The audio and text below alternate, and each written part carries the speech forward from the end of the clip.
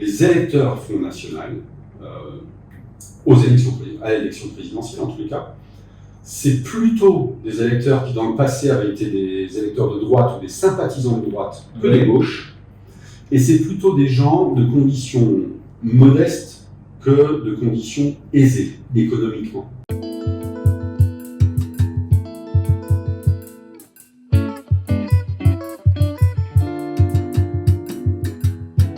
Bonjour, je suis Philippe Trapingue.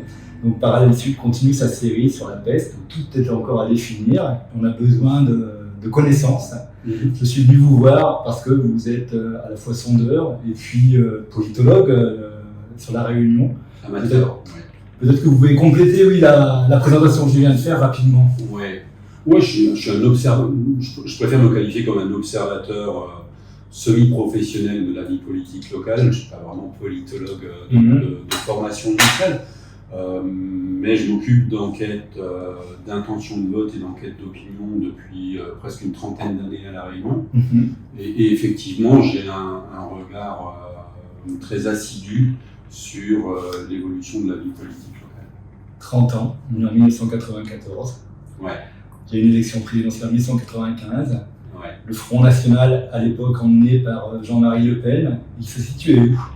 Alors, moi je suis arrivé juste après, je suis arrivé en 96, pour être précis. Il se situe très bas. En fait, on a des scores du Rassemblement National, du Front National à l'époque, qui sont très très inférieurs à La Réunion, à ce qu'ils sont dans l'ensemble du pays.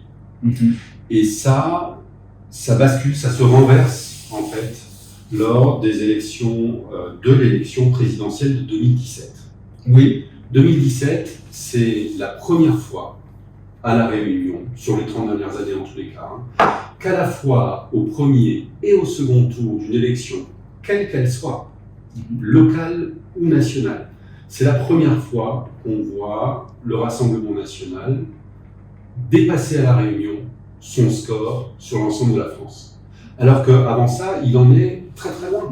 Si je reprends encore un ou deux exemples, en 2007, Jean-Marie Le Pen fait un peu plus de 10% au premier tour de l'élection présidentielle nationale, il est à 4% à La Réunion. Ensuite, en 2012, Marine Le Pen, qui fait quasiment 18% au national, bon, elle progresse à La Réunion, mais elle est à 10%. Donc oui, on est sensiblement derrière les résultats nationaux, et ça n'est plus vrai en 2017, puisque Marine Le Pen va faire 2 points de plus à La Réunion, à 23%, que le 21% au premier tour qu'elle fait à l'élection présidentielle en France. Avant d'expliquer ce basculement, quelle image avait le Front National à La Réunion? Parce que je me souviens, j'étais au quotidien à l'époque, et puis avant les élections, on disait tiens, il multiplie par 2 à chaque fois, mais ça partait de 1%, puis 2%, puis 4%, puis 8%. Et en plus, même quand il était à 8% à la présidentielle, localement, il n'avait pas vraiment de relais. Absolument. D'ailleurs, c'est une question qui structure l'histoire de cette formation à La Réunion. C'est l'écart entre ses résultats aux élections nationales et aux élections locales et son ancrage local qui est pendant longtemps et encore aujourd'hui très déficitaire par rapport à ce qu'il montre lors des élections nationales à La Réunion. Quels sont les rapports avec cette formation politique à La Réunion? On a fait une enquête, un sondage qu'on n'a jamais publié, en 2002, entre les 2 tours de l'élection présidentielle de 2002. Là, c'est Chirac contre Le Pen. Exactement. Et on a demandé à un échantillon représentatif de Réunionnais quel était leur niveau d'accord avec des parties du programme Front National. Et ensuite, on a travaillé sur l'image de Jean-Marie Le Pen. Il y a des parties du programme avec lesquelles on avait des niveaux d'accord qui pouvaient être assez élevés, voire très élevés. Par contre, le repoussoir absolu, c'était Jean-Marie Le Pen. Et à cette époque, d'ailleurs, quand il venait à La Réunion, il était reçu par un comité d'accueil en général très hostile à l'aéroport. Il partait directement dans l'Est et on ne le voyait pas parcourir La Réunion. Il n'était pas le bienvenu. Il était encore moins le bienvenu aux Antilles, à l'époque où il ne posait même pas le pied parfois à l'aéroport, sur le tarmac quand il arrivait.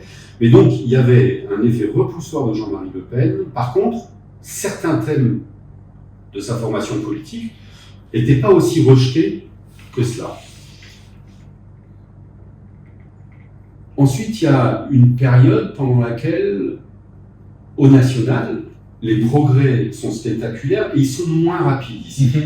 C'est ce qu'on a appelé la période de dédiabolisation. Oui, qui a pris plus de temps ici. Qui a pris plus de temps, mais qui pose quand même la question suivante. Comment est-ce qu'on passe en un mandat présidentiel de scores qui sont presque 2 fois inférieurs aux scores nationaux au premier tour à tout d'un coup un score qui est supérieur?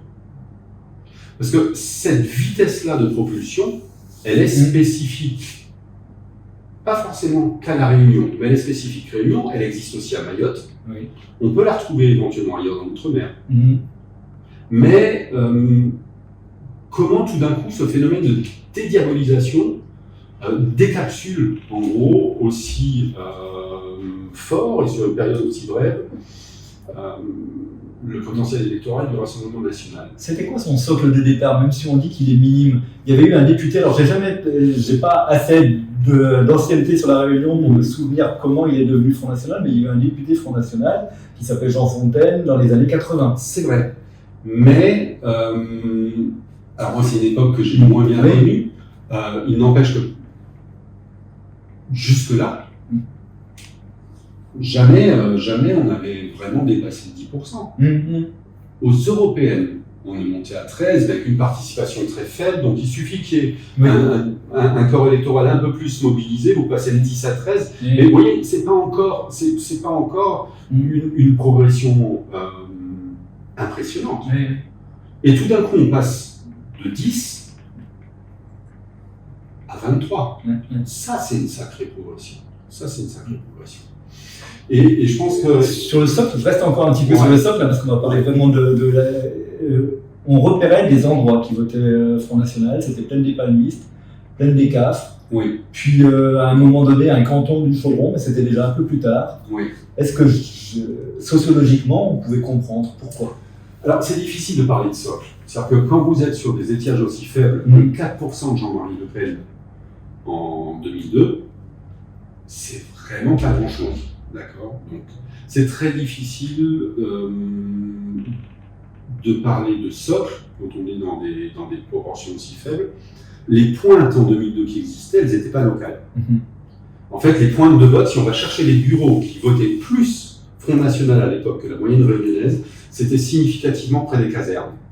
D'accord. Donc c'était un vote militaire. Alors je ne dis pas que l'armée vote Front National. Oui, ça restait très mais il y avait dans les milieux militaires un vote Front National qui était plus élevé que dans la population réunionnaise. Et donc ces bureaux-là étaient des bureaux qui montraient des pointes.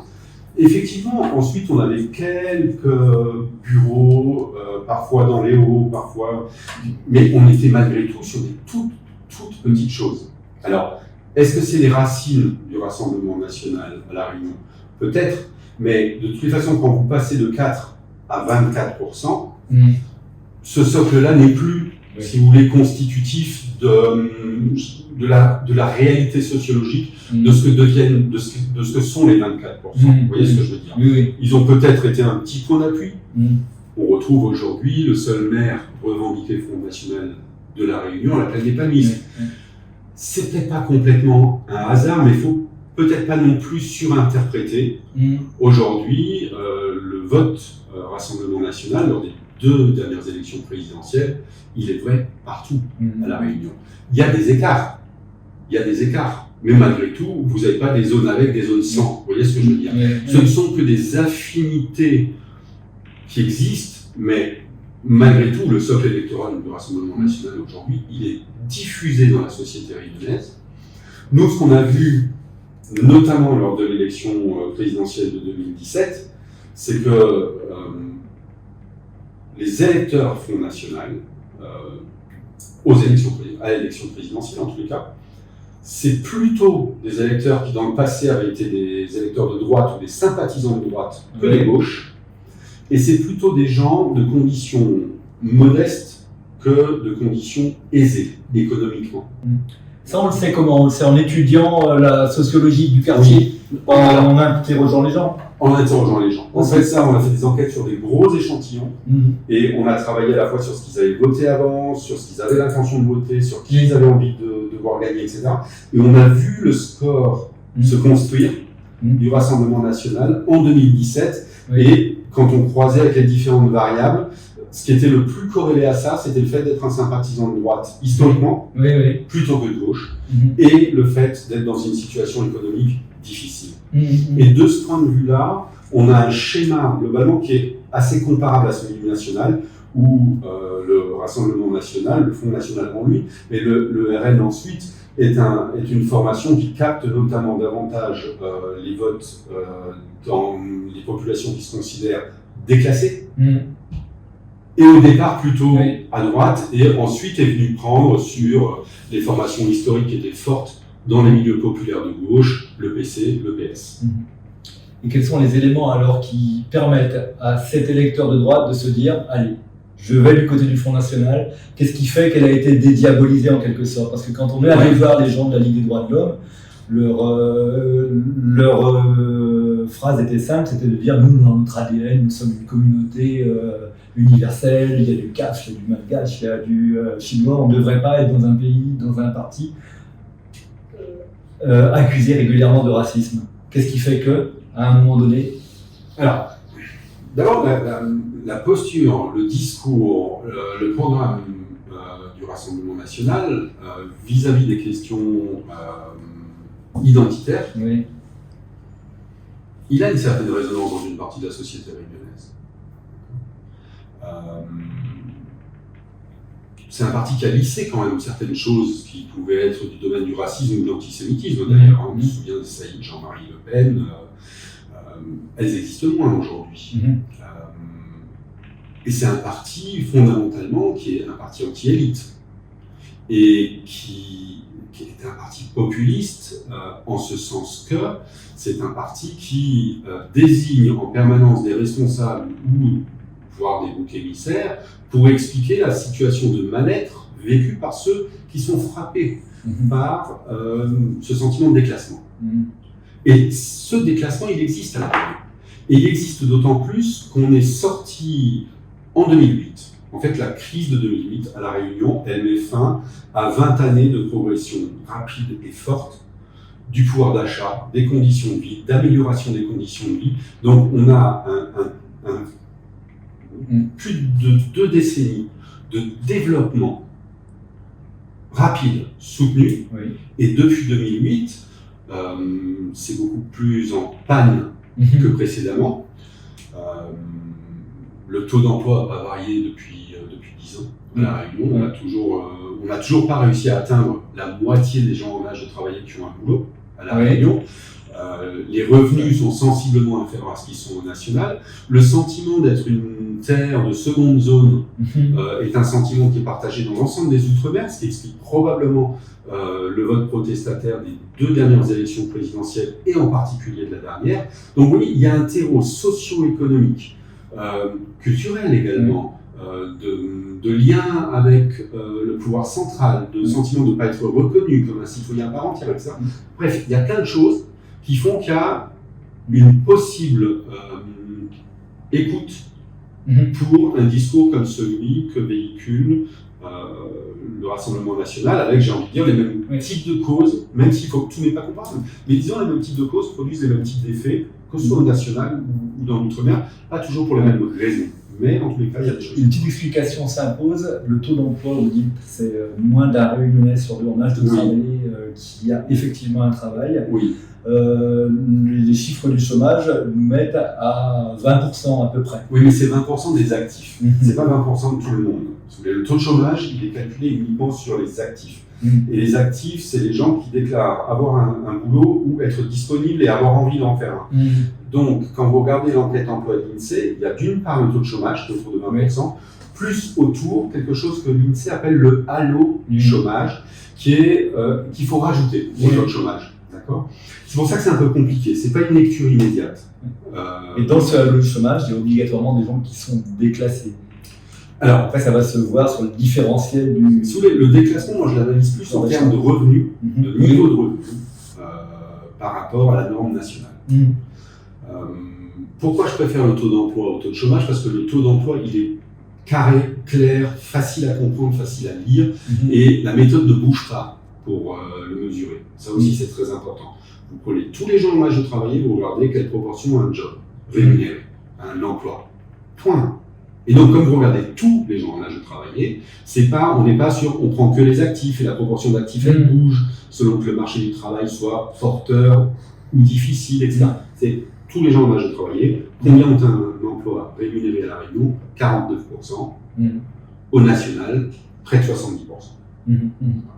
Et si vous corrigez, d'ailleurs c'est assez intéressant, et c'est vrai dans quasiment l'ensemble des départements d'outre-mer, si vous calculez le différentiel entre le taux d'emploi national et le taux d'emploi local, vous avez ce même différentiel qu'entre le revenu médian en France hexagonale et le revenu médian dans le territoire considéré. Oui, 30% de moins. C'est-à-dire que si on a 30% de taux d'emploi en moins, on a quasiment 30% d'écart aussi en moins sur le revenu médian. Oui. D'accord. Avec un coût de la vie qui est au moins 10% plus cher. Qui est 10% plus cher. Sur le global de la consommation des ménages, quand on met tout, entre ce qui est moins cher, ce qui est aussi cher mais pas plus, l'électricité c'est au même prix qu'au national, l'eau est moins chère, le logement coûte moins cher parce qu'il n'y a pas les charges de chauffage, les déplacements et l'automobile coûtent moins cher parce qu'on a moins de taux d'équipement en automobile. Donc il se trouve que la dépense moyenne liée à l'automobile, moyenne par ménage, est inférieure à La Réunion parce qu'elle est au national. Donc il y a souvent des choses à comprendre dans la réalité des chiffres, mais globalement, vivre à La Réunion, pour l'alimentation, c'est quasiment 40% plus cher qu'au national, mais l'alimentation, c'est moins de 20% du total des dépenses des ménages réunionnais. Même les plus modestes. Et donc voilà, donc il se trouve que globalement, on a 10% d'écart. Mais quand vous prenez les 60% de la population les moins riches à La Réunion, et que vous comparez aux 60% les moins riches en province, en France, il y a un écart de revenus et un écart de dépenses mensuelles en euros qui est déjà de l'ordre de 30%. Avant même de prendre en compte l'effet prix. Alors vous imaginez, si vous rajoutez le fait que globalement la vie coûte 10% plus cher, vous arrivez à 40% de pouvoir d'achat en moins. Clairement, on est sur un territoire défavorisé. Jusqu'en 2007, on pouvait croire que les politiques gouvernementales étaient suffisantes pour se développer. En 2007-2008, on se rend compte que ça n'est plus le cas. En tous les cas, les progrès phénoménaux qui ont été réalisés avant, ces progrès-là, qui sont liés au rattrapage du niveau du SMIC dans le milieu des années 90, à la mise à niveau des prestations sociales. Quand vous regardez le taux d'équipement des ménages réunionnais en automobile, en machine à laver, en télévision, vous prenez tous les éléments de confort, l'eau chaude dans les logements, etc. Vous prenez tous ces éléments au début des années 90 et vous les reprenez dans les années 95-2000, ça n'a plus rien à voir. C'est le jour et la nuit. D'accord. Donc ces progrès-là, matériels, en tous les cas, la vie qui devient matériellement plus confortable, ça se produit sur cette vingtaine d'années et ensuite ça se remet à stagner. Ça se remet à stagner avec un marché de l'emploi qui devient plus difficile en accès pour les jeunes, avec un choix qui redevient pour beaucoup, est-ce que je reste à La Réunion ou est-ce que je suis obligé de sauter la mer? Vous savez que sauter la mer, c'est jamais une démarche, c'est pas forcément une démarche facile, c'est pas jamais une démarche facile. La mobilité des élites a toujours existé à La Réunion. Elle se faisait en bateau, même avant de se faire en avion. Elle se faisait vers Mada éventuellement pour la scolarisation ou la médecine. Mais par contre, la mobilité, elle peut être subie. Il y a l'histoire du boumidum, etc. C'est pas simple, très sensible. Ce sujet n'est pas simple. Mais en tous les cas, elle n'est pas forcément toujours bien vécue. D'accord. Et c'est un arrachement malgré tout à ses racines, à sa culture d'origine, etc. Donc oui, il y a un terrain, si vous voulez, socio-économique qui cesse de produire de l'amélioration forte et rapide depuis 2008, et on rentre dans une période où, curieusement, on voit apparaître quoi? Ça existait par le passé également, mais on voit en tout cas deux grands mouvements sociaux.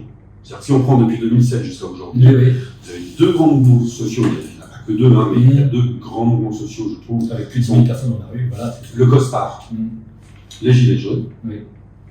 Les deux sont liés à des questions, notamment de pouvoir d'achat et de revenus. Les formes d'expression ne sont pas les mêmes. La place des corps intermédiaires n'est pas la même. Bien sûr. Et parallèlement à ça, vous avez un vote protestataire qui explose dans les urnes.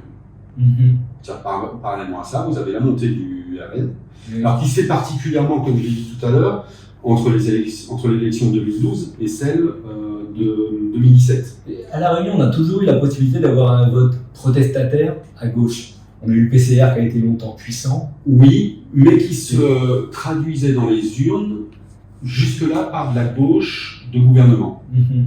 Rappelons-nous que La Réunion est le territoire qui porte François Hollande avec le plus haut score de France. On n'est pas encore sur une formation protestataire au sens littéral du terme. Et donc, on a en 2017, Mélenchon 25, Marine Le Pen 23. Donc là, on revient sur des formations qui sont peut-être plus à caractère protestataire que par le passé. Et dans l'explication socio-économique que vous venez de donner, il y a aussi quelque chose qui s'est passé, c'est Le Pen qui était malvenu. Peut-être même Marine Le Pen en 2012, je me souviens de Claude Haro qui donnait des coups de pied dans ses militants à Saint-Louis pour empêcher une visite, etc. Et Marine Le Pen qui est beaucoup plus acceptée, reçue. Ouais. Reçue par des notables, reçue par le monde économique, par Monseigneur Aubry. Ouais. Ça joue dans la bascule. Je pense que oui. Alors, je sais pas où est la cause et où est la conséquence. Oui. Est-ce que son voyage de 2016 se passe nettement mieux que celui de 2012 parce que la dédiabolisation, entre guillemets, est déjà à l'œuvre? Est-ce que c'est le reflet de cela? Oui. Ou est-ce que les types de rencontres qu'elle a à ce moment-là, et qu'elle n'avait jamais pu avoir, que son père n'avait jamais pu avoir, sont la cause de l'accélération de la dédiabolisation? Vous voyez, je ne sais pas dans quel sens joue éventuellement la cause et la conséquence. Les deux sont liés, indéniablement, je pense.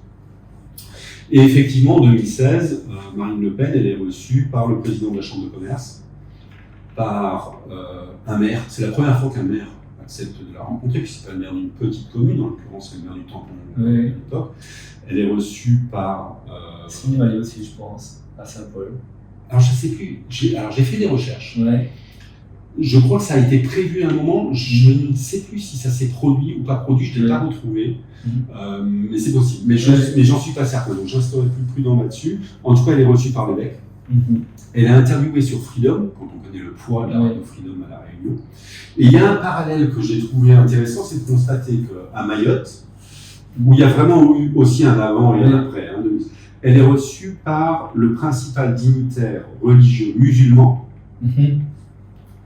Un peu comme, il y a une espèce de parallélisme des formes entre un évêque à La Réunion, qui est une terre majoritairement chrétienne, catholique, le cadi, le principal cadi à Mayotte. Mayotte est une terre très majoritairement musulmane.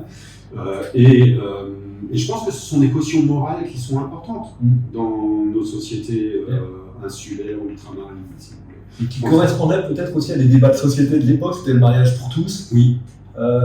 Qui a finalement permis à des gens qui n'étaient pas forcément prêts à aller au Rassemblement national de se dire tiens, ils pensent comme nous sur le mariage pour tous. Oui, et puis le cadi à Mayotte lui dit qu'il espère qu'elle va gagner. Et curieusement, alors que Mayotte est pareil, c'est une terre où le Rassemblement national, historiquement, avant cela, fait des scores extrêmement faibles. Il y a une bascule et 2017, pareil, les scores explosent. Mayotte, ils ont leur souci migratoire qui était déjà énorme à l'époque. À La Réunion, on ne peut pas dire qu'il existe le souci migratoire. Les causes sont probablement pas exactement les mêmes. Le déclassement, le sentiment de déclassement est sans doute comparable, quoique pour des raisons probablement différentes, mais en tous les cas, la temporalité est comparable. Et c'est ça qui est... Et je vous dis, elle ne se limite pas dans l'outre-mer à ces deux seuls territoires. Donc ça interroge quand même sur une dynamique spécifique, qui n'est pas la dynamique nationale. Les outre-mer déclassés, qui estiment que c'est peut-être la solution. Et d'ailleurs, on voit en cela que l'élection présidentielle de 2022, elle confirme le résultat de 2017, mais elle ne l'amplifie pas au premier tour. Vous parliez de socle tout à l'heure.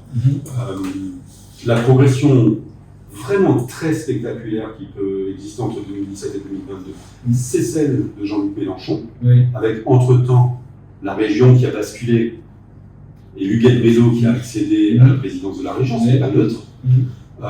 Mais la grosse progression, c'est celle de LFI de Jean-Luc Mélenchon. Quand on parlait de premier tour. Oui, voilà, faut pas faire le premier et le deuxième tour. Au deuxième tour, Marine Le Pen, qu'elle fasse un score de plus de 50%, c'est un score qui contient un paquet d'électeurs qui ont choisi quelqu'un d'autre au premier tour. Donc, si vous voulez, quand on regarde, il me semble que ce qu'il faut d'abord et avant tout regarder, c'est les scores de premier tour. Évidemment. Et quand vous faites 23% au premier tour en 2017 et 25% en 2022, il y a une progression, vous gagnez 2%. Enfin, c'est 2%. Pour comparer, Jean-Luc Mélenchon, il passe de 25 à 40%. Vous voyez, 25 à 40, c'est autre chose que 23 à 25. Donc, l'électorat Rassemblement National sur des élections nationales à La Réunion, pour le moment, son top score, j'ai envie de dire, son meilleur résultat, c'est autour d'un quart des exprimés, ce qui est déjà, comme je le disais tout à l'heure, plus important. On est chaque fois au-dessus de quelques points du score national. L'enseignement des seconds tours, c'est quand même que le Front républicain n'a plus d'existence à La Réunion. C'est là où il a pu exister dans les départements de France hexagonale. Mais oui, on peut peut-être se poser la question de pourquoi. On peut peut-être se poser la question de savoir s'il avait existé par le passé. Et on peut peut-être se poser la question de ce en quoi, parce qu'effectivement, là où il n'y a pas eu de front républicain, ou en tout cas il n'y a pas eu de barrière étanche, c'est que justement, beaucoup d'électeurs du premier tour qui n'avaient pas choisi Marine Le Pen n'ont pas hésité à la choisir au second. Puisque là encore, les écarts lui sont plus favorables à La Réunion qu'au national, sur le second tour. Et donc, alors, j'ai entendu des responsables du Rassemblement National parler d'adhésion. Pour moi, l'adhésion, c'est celle du premier tour. Et le second tour, avant de parler d'adhésion, je pense qu'il faut être prudent, parce qu'il faudrait aussi peut-être se poser la question de la part du vote anti-Macron. Vous connaissez le vieux dicton en politique, hein. Au premier tour, je choisis, au deuxième, j'élimine. Le deuxième tour, vous avez le choix entre deux candidats. Si vous avez voté pour l'un des deux au premier tour, il y a de fortes chances que ce soit un vote d'adhésion et que vous reveniez au second. Ça, c'est bon. Mais si aucun des deux candidats n'est votre choix de premier tour, souvent, au deuxième tour, on dit OK, est-ce que je vote pour, est-ce que je vote contre, et parfois la motivation du vote contre, elle peut l'emporter. Or, le niveau de popularité d'Emmanuel Macron à La Réunion, qu'on a mesuré régulièrement, il est quand même pas très aidé. De France, j'imagine. Pas très aidé. Et donc, ce front républicain qui n'existe plus, ça veut dire qu'on a en effet dédiabolisé le Rassemblement National. Peut-être j'aurais dû commencer par cette question, parce que c'est peut-être la question la plus difficile de la série que je me propose de faire. C'est qu'est-ce qui définit l'extrême droite? Alors évidemment, quand j'ai vu la Ligue des droits de l'homme, c'est Hitler et c'est Mussolini. Alors si on revient à la réalité d'aujourd'hui, est-ce que le Rassemblement National est un parti d'extrême droite? Je crois que c'est le Conseil d'État, si je ne dis pas de bêtises, qui a tranché. Là, la question a été posée par le Rassemblement National, qui ne voulait pas être classé comme extrême droite dans la nomenclature électorale, et qui a dit nous on est classé extrême, LFI n'est pas classé extrême, c'est pas normal, c'est pas juste, etc. Enlevez-nous, nous on est de droite. Et puis, encore il faut vérifier, il me semble bien que c'est le Conseil d'État qui a dit écoutez, on considère que vous êtes à l'extrême droite, parce que vous êtes à droite de la droite, vous êtes si vous voulez, si on regarde graphique presque. Non mais c'est ça, c'est si vous prenez l'hémicycle, que ce soit à l'Assemblée nationale ou que ce soit au Parlement européen, et on y reviendra. Pour moi, c'est une partie de la réponse, elle se voit à ce qui se passe au Parlement européen. Au Parlement européen, le Rassemblement national fait partie d'un groupe qui s'appelle Identité et démocratie, et à chaque fois, vous savez, au Parlement, les députés se rangent eux-mêmes de la droite à la gauche. Les centristes se mettent au milieu, et plus les gens sont à gauche, plus ils vont loin vers la gauche, et puis le Rassemblement national est à chaque fois le plus à droite. Donc il est à l'extrême de la droite. Donc géographiquement et politiquement, dans le jeu politique actuel, oui, c'est le parti le plus à droite. Donc est-ce qu'il mérite une appellation d'extrême droite ou pas à cause de ça? Géographiquement, on peut le dire, c'est c'est la facilité, j'ai envie de dire, mais c'est pas faux. Après, il y a des critères qui sont tels qu'on les a appris, quoi. Un parti extrémiste, ça sera un parti qui va trouver des boucs émissaires, qui aura tendance à être xénophobe, qui trouve les solutions totalitaires, brutales, à tous les sujets, quoi. Si vous regardez, et là pour le coup, votre question à laquelle j'avais pas de réponse personnellement certaine, m'a obligé à travailler, à me documenter. Et j'ai regardé ce qu'en pensent à la fois des politologues, des enseignants en sciences politiques et des philosophes. Ce que j'ai constaté, c'est que pour certains, il n'y a pas d'ambiguïté. Le Rassemblement national est toujours une formation d'extrême droite. Pour d'autres, c'est plus contestable. Et je me suis rendu compte qu'en fait, finalement, la définition de l'extrême droite, elle contient des choses qui ne sont pas forcément les mêmes pour tout le monde. C'est-à-dire qu'il y a une partie des gens qui considèrent que l'extrême droite aujourd'hui en Europe, ce sont les formations qu'on appelle les formations néofascistes. D'accord. Et que la définition de l'histoire des formations d'extrême droite, elle passe notamment par des critères qui sont l'antiparlementarisme, l'utilisation de la force et de la violence pour lutter contre le parlementarisme. On se souvient d'épisodes célèbres dans l'histoire de France qui ont été attribués à des droites dures de confrontation vers l'Assemblée nationale, un peu comme ce qu'on a vu aux États-Unis quand les partisans de Trump ont pris d'assaut le Capitole. Ça, c'est de l'extrême droite. D'accord ? Documenté, enfin, je veux dire, il y a des définitions d'extrême droite qui contiennent ça. Est-ce que le Rassemblement national correspond encore à cette définition aujourd'hui ? Objectivement, non. Et j'ai envie de dire, d'une certaine manière, alors je ne vais pas dire que c'est un débat qui est secondaire, parce que les mots ne sont jamais secondaires, mais il y a des choses sur lesquelles, en tous les cas, il n'y a pas de discussion possible. C'est-à-dire, autant, selon que vous considériez que l'extrême droite, c'est le néofascisme, auquel cas vous allez dire, ils sont plus néofascistes. Selon que vous disiez au contraire, oui, mais l'extrême droite, ça peut être autre chose, donc on peut... D'accord, mais alors, l'autre chose, qualifions-le, qu'est-ce qu'est le Rassemblement national aujourd'hui ? Il est objectivement, même s'il vient de changer d'avis, là, mais c'est honnêtement, il faut bien regarder quand même ce qu'est le programme du Rassemblement national sur ces 10 dernières années. Il y a des choses qui viennent juste de changer. Mais ils ont été constants pendant 9 ans sur les 10. Parce que clairement, on les accuse d'avancer masqués. En effet, de ne pas s'annoncer anti-parlementariste, mais... Anti-parlementariste, objectivement, il n'y a plus beaucoup de signes, ni dans le programme. Par contre, il y a des choses qui sont indéniables, ils sont anti-UE, anti-Union européenne. D'accord. Ils ont quand même prôné la sortie de l'Union européenne, la sortie de l'euro. Ils ont changé. Les déjà ne prônent plus. Oui, mais ça, c'est vrai depuis 6 mois, 8 mois, si vous voulez. Aux dernières élections européennes, ils étaient encore ouvertement anti-européens. Anti-immigration, nationaliste, pro-russe.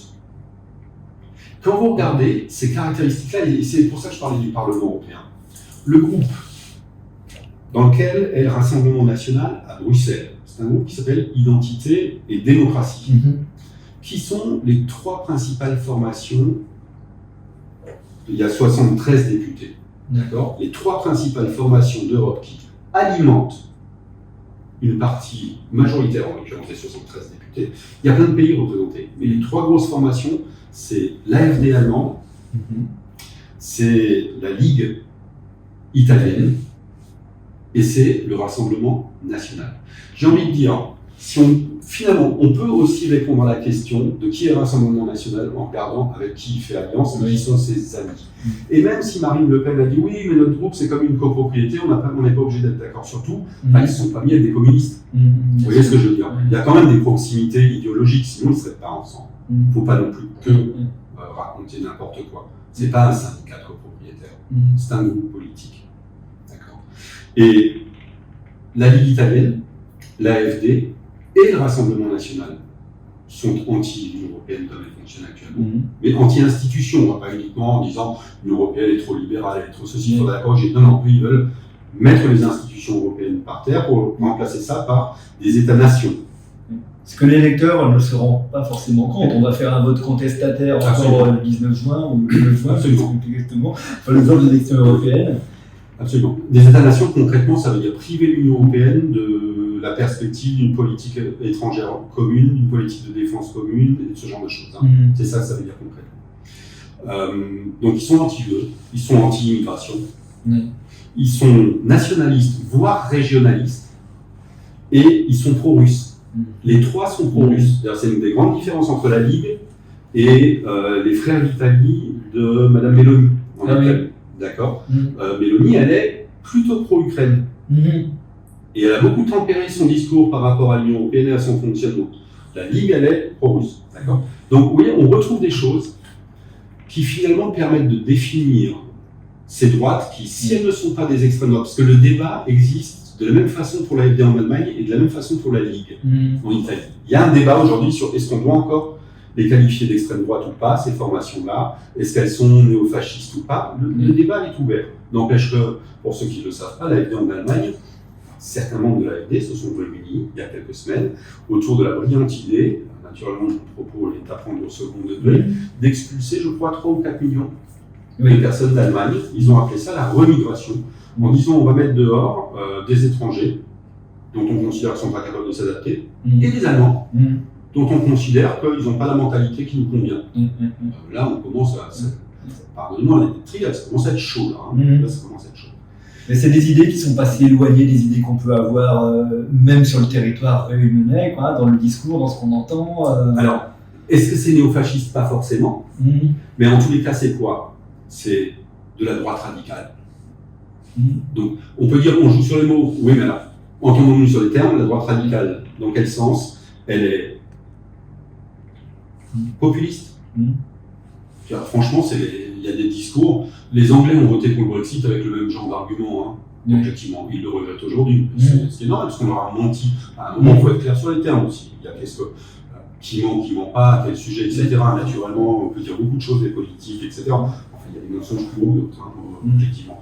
Trump aux États-Unis, les Brexiteurs au Royaume-Uni, il y a eu des mensonges colossaux. Mais je vois les mêmes sur les réseaux sociaux, dans le domaine, dans la sphère du Rassemblement national, objectivement, sur voilà, la France contribuant, on va récupérer de l'argent et tout. C'est ça. Oui, c'est quelque chose qui nous gêne vachement sur ce discours où on cherche un bouc émissaire en Europe. Et à La Réunion, en fait, le discours du Rassemblement national à La Réunion, il est presque soft. Absolument. Alors que les idées xénophobes, les idées de rejet. Absolument. Je vous propose d'y revenir dans une seconde, parce que au-delà de parler de droite radicale, populiste, il y a un terme qu'il faut rentrer dans le débat, c'est le terme de illibéral. Est-ce que vous savez qui le groupe Identité et Démocratie au Parlement européen vient d'inviter pour les rejoindre?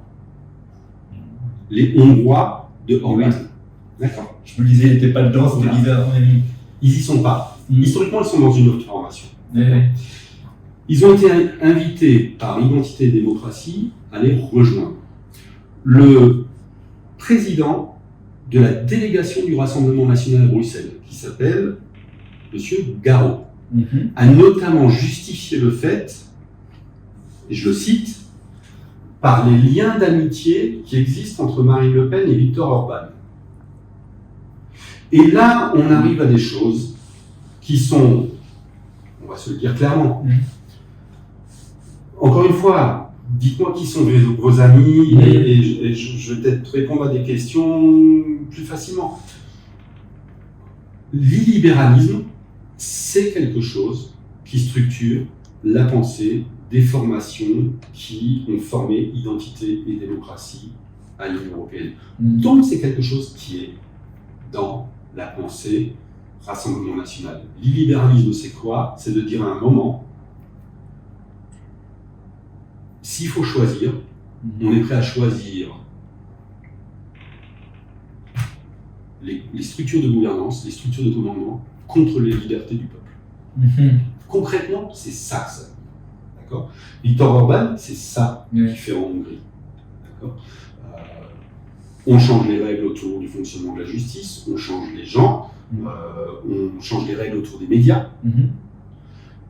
Jordan Bardella, qui vient de refuser plusieurs débats de suite, explique qu'il ira quand il aura décidé et que c'est lui qui dirait aux journalistes, la liberté de la presse, ce qu'on doit aux citoyens. Vous voyez, c'est quelque chose, ça aussi, c'est pas hyper spectaculaire, mais la façon dont on traite les médias, ce qu'on dit des médias.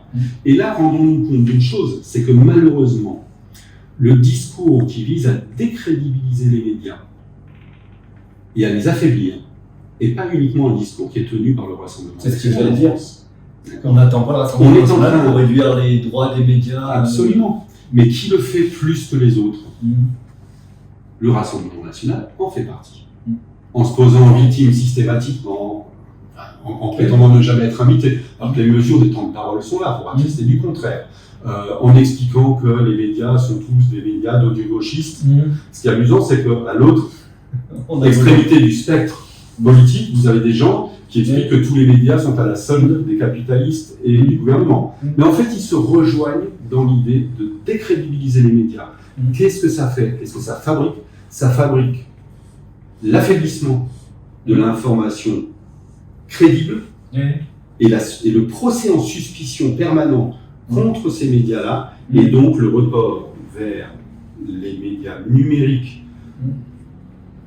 que je ne devrais même pas appeler médias pour certains d'entre eux, les sources numériques de désinformation qui font les dégâts qu'elles sont en train de faire depuis quelques années et qui vont jusqu'à la manipulation politique par des États qui ne nous veulent pas du bien. Il faut être un peu lucide à un moment, et tout ça participe d'un système. C'est pour ça que je signalais notamment le fait que le Rassemblement national, comme la Ligue lombarde, comme l'AfD allemande, était pro-russe. C'est pas neutre, d'accord? C'est pas neutre, ça dit des choses du positionnement politique de ces formations-là.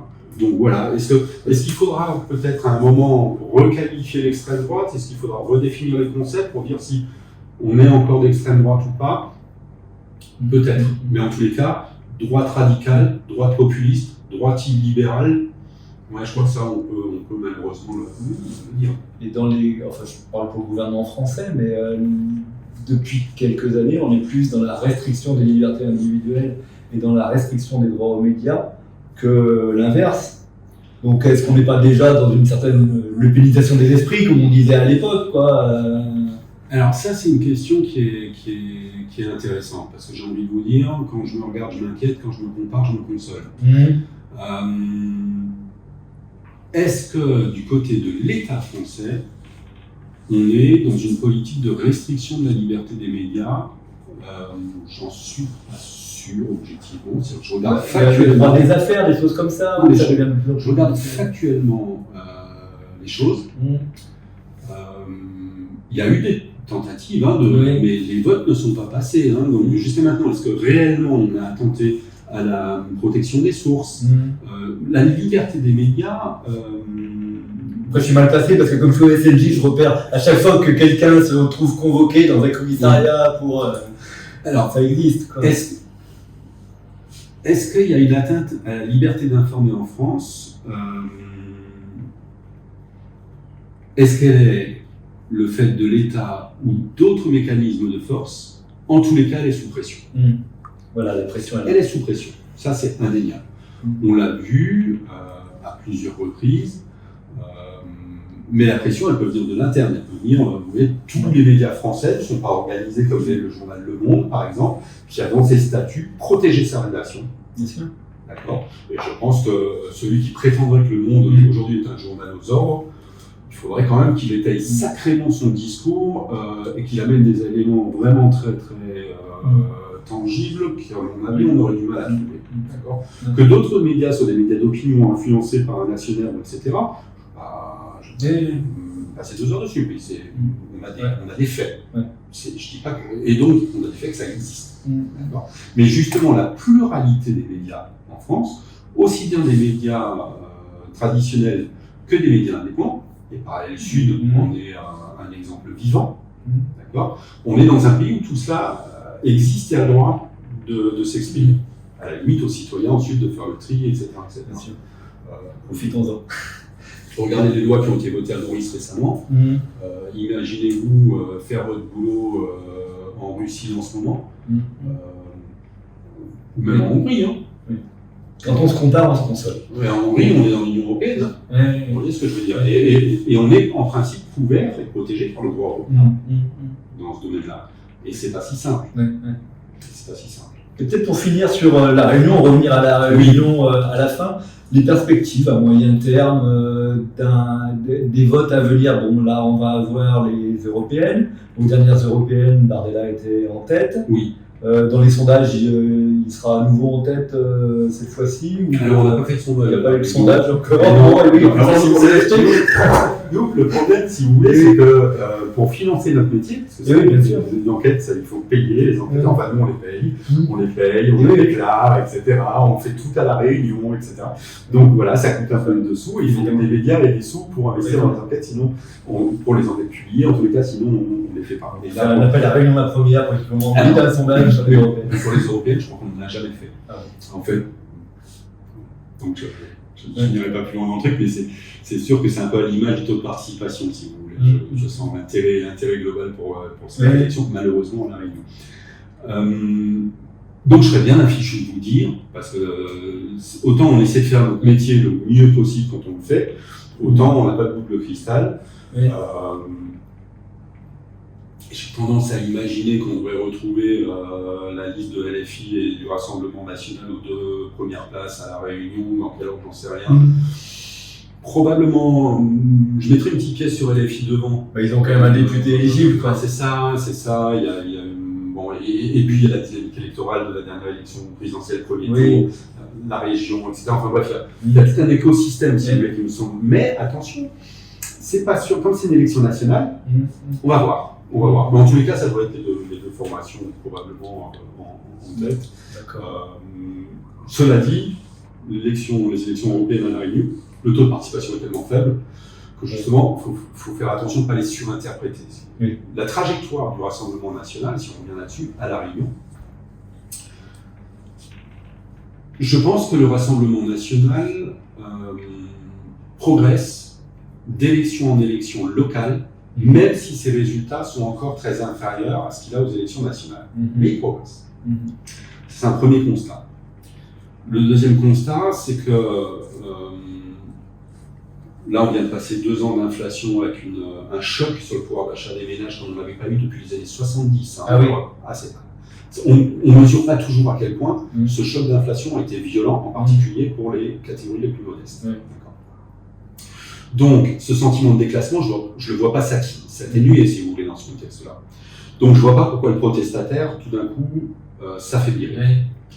Vers qui il va aller, j'en sais rien, mais la tendance du Rassemblement national aux élections locales, en tous les cas, est plutôt à des résultats tendanciellement de plus en plus importants. Ils sont encore loin en dessous de leurs résultats nationaux, donc je pense qu'ils ont la marge de rattrapage, d'une certaine manière. Et leur grand problème local, qui était qui les représente localement, qui était leur enracinement local et les personnalités qui pouvaient s'en réclamer. Je constate que depuis quelques mois, les choses sont en train de bouger de ce point de vue-là, et elles sont en train de bouger significativement. C'est-à-dire qu'on a eu, et je ne veux pas leur faire injure, on a eu pour moi, les citoyens qui s'engagent sont d'abord et avant tout des citoyens qui s'engagent. Je peux ne pas être d'accord avec leur idée, mais des citoyens qui s'engagent, voilà, pour reconnaître déjà la vertu de ce processus-là, si vous voulez. Et derrière le Rassemblement national, à La Réunion, jusqu'à assez récemment, il y avait assez peu de personnes très connues. Elles ont gagné en notoriété parce qu'elles ont eu l'exposition médiatique dans certaines campagnes électorales, législatives, etc. Mais il y avait peu de gens très connus, il n'y avait pas de personnalité, si vous voulez, avec un parcours politique précédent de premier plan.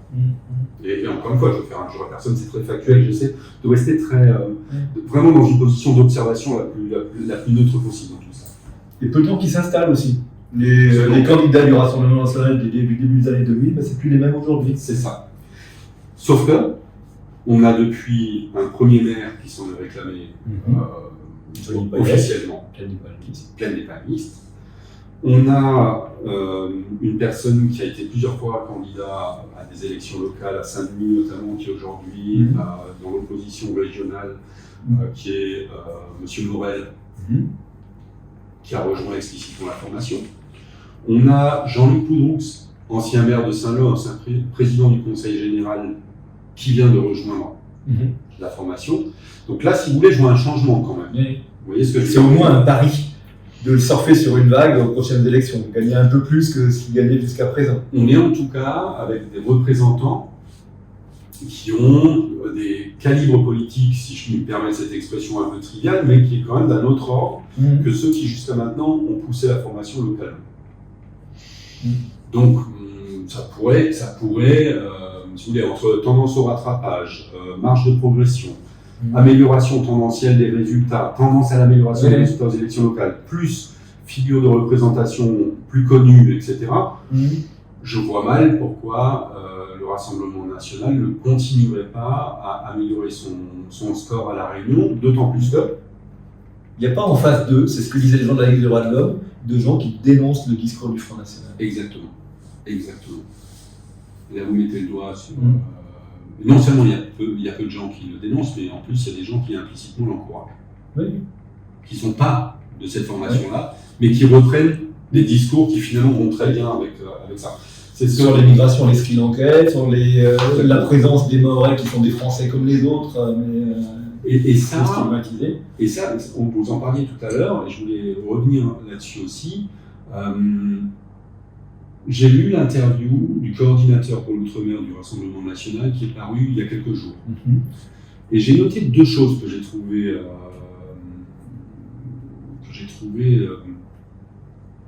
intéressantes.